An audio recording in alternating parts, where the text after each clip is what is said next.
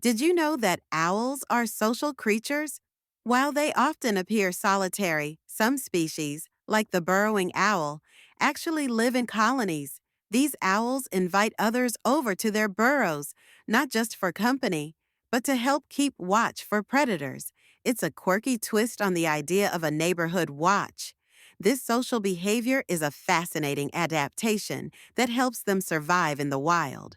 So, next time you think of an owl as a lone night hunter, remember they might just be hosting a party underground. Like, comment, and subscribe for more fun facts. With this